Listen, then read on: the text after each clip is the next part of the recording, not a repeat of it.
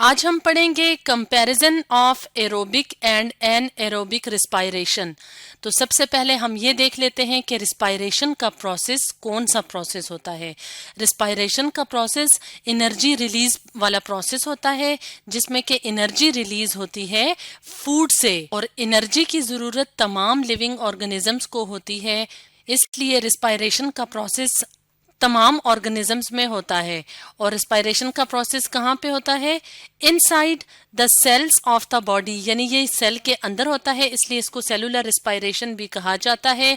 तो आज की वीडियो में हम रिस्पायरेशन की जो दो मुख्तलिफ टाइप्स होती हैं, एरोबिक और एन एरोबिक रिस्पायरेशन, इसके दरमियान कंपैरिजन करेंगे, यानी मवाजना करेंगे कि इनमें क्या सिमिलैरिटीज और क्या डिफरेंसेस हैं। तो सबसे पहले हम इक्वेशंस की मदद से देख लेते हैं, केमिकल इक्वेशंस की मदद से, कि एरोबिक और एन एरोबिक रिस्पायरेशन में क्या चीज़ें, क्या रिएक्टेंट्स इस्तेमाल होते हैं और क्या प्रोडक्ट्स बनती हैं। तो हम यहाँ पे इस इमेज में जो इक्वेशंस शो की गई हैं, तो वो एरोबिक रिस्पायरेशन को शो कर रही हैं और एन एरोबिक रिस्पायरेशन को शो कर रही हैं। तो एरोबिक रिस्पायरेशन में फूड मॉलिक्यूल जो कि ग्लूकोज की शक्ल में होता है, उसकी ब्रेक डाउन होती है ऑक्सीजन की प्रेजेंस में, और जो प्रोडक्ट्स बनती हैं वो हैं carbon dioxide, water plus 38 ATPs. लेकिन जनरली ये माना जाता है कि एरोबिक रिस्पायरेशन में जो एटीपी की रेंज है वो है 36 टू 38 एटीपी, यानी 36 या 37 या 38 एटीपीज, इतने जो है इतनी रेंज है एरोबिक रिस्पायरेशन में एटीपीज के बनने की। और एटीपी क्या है?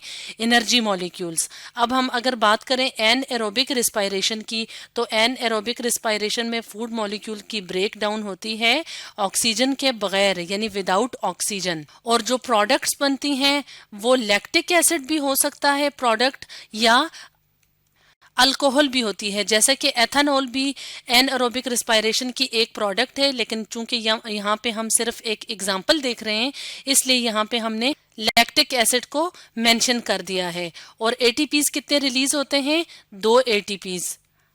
अब हम कुछ फैक्टर्स की बेस पे एरोबिक और एन एरोबिक रिस्पायरेशन का कंपैरिजन करेंगे। तो सबसे पहला फैक्टर क्या है? Presence of oxygen. यानी हम ये देख लेते हैं कि presence of oxygen aerobic respiration में और एन एरोबिक रिस्पायरेशन में कितनी इम्पोर्टेंट है। तो अगर हम बात करें एरोबिक रिस्पायरेशन की, तो एरोबिक रिस्पायरेशन के लिए ऑक्सीजन का होना जरूरी है, जबकि एन एरोबिक रिस्पायरेशन में प्रेजेंस ऑफ ऑक्सीजन जरूरी नहीं है। अब हम एक और फैक्टर की बात कर लेते हैं कि नंबर ऑफ एटीपी जो हैं वो at the end of reaction net profit, यानी एंड ऑफ रिएक्शन कितने रिलीज होते हैं एरोबिक रिस्पायरेशन में और एन एरोबिक रिस्पायरेशन में। तो जैसे कि हमने वीडियो के स्टार्ट में बताया था कि एरोबिक रिस्पायरेशन में एटीपी की जो रेंज होती है वो 36 से 38 तक होती है, लेकिन जनरली ये कंसिडर किया जाता है, ये माना जाता है कि जो नेट प्रॉफिट है वो कितना है? 36 एटीपीज का। तो एरोबिक रिस्पायरेशन में नेट यानी कि एंड पे कितने एटीपीज रिलीज होते हैं? वो हैं 36। और एन एरोबिक रिस्पायरेशन में कितने एटीपीज रिलीज होते हैं? 2 एटीपीज। अब हम एक और फैक्टर की बात करें कि फाइनल प्रोडक्ट्स क्या बनते हैं एरोबिक और एन एरोबिक रिस्पायरेशन में। तो जैसे कि हमने वीडियो के स्टार्ट में बताया था कि जब ग्लूकोज मॉलिक्यूल की ऑक्सीजन की प्रेजेंस में ब्रेक डाउन होती है तो वो एरोबिक रिस्पायरेशन का प्रोसेस होता है, तो एटीपीज रिलीज होते हैं। इसके अलावा जो प्रोडक्ट्स बनते हैं वो क्या क्या हैं? उनमें शामिल है कार्बन डाइऑक्साइड और वाटर। और अगर हम फाइनल प्रोडक्ट्स की बात करें एन एरोबिक रिस्पायरेशन में, तो एन एरोबिक रिस्पायरेशन की डिफरेंट टाइप्स होती हैं। तो या तो एंड प्रोडक्ट जो है वो बनता है lactic acid plus carbon dioxide, या एथेनॉल प्लस कार्बन डाइऑक्साइड। तो ये हैं final products of anaerobic respiration. अब हम बात करते हैं एक और फैक्टर की या एक और कैरेक्टरिस्टिक की। तो साइट ऑफ अकरेंस क्या है, यानी एरोबिक रिस्पायरेशन सेल में कहाँ पे होती है, और इसका कंपैरिजन करना है एन एरोबिक के साथ कि एन एरोबिक रिस्पायरेशन सेल के किस हिस्से में होती है, ये देखना है। तो site of occurrence aerobic respiration के लिए 2 हैं, यानी सेल के 2 पार्ट्स हैं जहाँ पे एरोबिक रिस्पायरेशन के मुख्तलिफ स्टेप्स होते हैं। तो एक जो प्रोसेस होता है एरोबिक रिस्पायरेशन का, या एक जो स्टेप होता है, उसको कहते हैं ग्लाइकोलिसिस। तो जो ग्लाइकोलिसिस का प्रोसेस है वो साइटोप्लाज्म में होता है। और फर्दर जो आगे दो स्टेप्स होते हैं जिन्हें कहा जाता है क्रेब्स साइकिल और इलेक्ट्रॉन ट्रांसपोर्ट चेन, जो कि एरोबिक रिस्पायरेशन का पार्ट हैं, तो ये होते हैं एक सेल ऑर्गेनेली है जिसे कहा जाता है माइटोकॉन्ड्रिया, तो ये वहां पे होते हैं। तो सेल के अंदर साइटोप्लाज्म और माइटोकॉन्ड्रिया को समझने के लिए यहाँ पे हम ये दो डायग्राम्स ले आते हैं और इनकी हेल्प से समझते हैं कि साइटोप्लाज्म कौन सा पार्ट है सेल का और माइटोकॉन्ड्रिया कौन सा पार्ट है। तो अगर हम यहाँ पे देखें, यहाँ पे हम एक सेल देख रहे हैं, उसके अंदर ये वाला जो पार्ट है, जो फ्लूइड पार्ट है जिसके अंदर बाकी की ऑर्गेनेलीज मौजूद होती हैं, वो फ्लूइड पार्ट कहलाता है साइटोप्लाज्म। और ये वाली अगर हम देखें, ये खास किस्म की ऑर्गेनेलीज हैं जिन्हें पावर हाउस ऑफ सेल भी कहा जाता है या माइटोकॉन्ड्रिया कहा जाता है, तो ये माइटोकॉन्ड्रिया हैं। तो अगर हम यहाँ पे इस डायग्राम की मदद से देखें तो जो ग्लाइकोलिसिस का प्रोसेस है जिसमें कि ग्लूकोज की ब्रेक डाउन होती है, तो वो साइटोप्लाज्म ऑफ सेल में होता है। और अगर हम क्रेब्स साइकिल और इलेक्ट्रॉन ट्रांसपोर्ट चेन की बात करें तो ये होता है माइटोकॉन्ड्रिया के अंदर।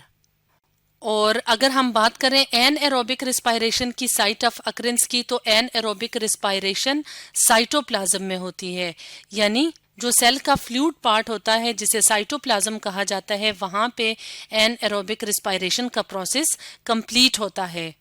अब हम एक और फैक्टर की बात कर लेते हैं जिसकी बेस पे हम एरोबिक और एन एरोबिक रिस्पायरेशन का कंपैरिजन करते हैं, तो वो फैक्टर है इम्पोर्टेंस, यानी इन जो एरोबिक और एन एरोबिक रिस्पायरेशन का प्रोसेस है इनकी क्या क्या इम्पोर्टेंस है। तो अगर हम बात करें एरोबिक रिस्पायरेशन की, तो aerobic respiration major source of energy है ज्यादातर ऑर्गेनिजम्स के लिए, यानी ये ज्यादातर ऑर्गेनिजम्स को एनर्जी प्रोवाइड करने का जरिया है।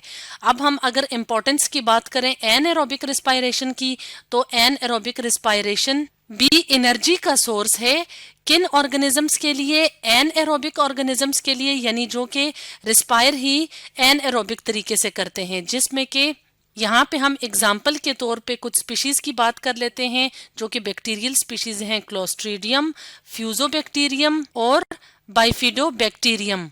इसके अलावा इसकी इम्पोर्टेंस की बात करें तो जब एरोबिक ऑर्गेनिजम्स जो होते हैं उनकी बॉडी में जब शॉर्ट सप्लाई ऑफ ऑक्सीजन होती है, तो इस शॉर्ट सप्लाई ऑफ ऑक्सीजन की वजह से जो एरोबिक ऑर्गेनिजम्स होते हैं वो फिर डिपेंड करते हैं एन एरोबिक रिस्पायरेशन पे, यानी तब एन एरोबिक रिस्पायरेशन के थ्रू वो ऑर्गेनिजम्स एनर्जी हासिल करते हैं। इसके अलावा एक और इम्पोर्टेंस की अगर हम बात करें एन एरोबिक रिस्पायरेशन की, तो एन एरोबिक रिस्पायरेशन की मदद से काफ़ी ज़्यादा इंपॉर्टेंट प्रोडक्ट्स मिलते हैं जैसे कि अल्कोहल्स वगैरह, एथेनॉल्स वगैरह और चीज़ जिसे पनीर भी कहा जाता है। तो ये प्रोडक्ट्स बनाने में भी एन एरोबिक रिस्पायरेशन का बहुत इंपॉर्टेंट रोल है।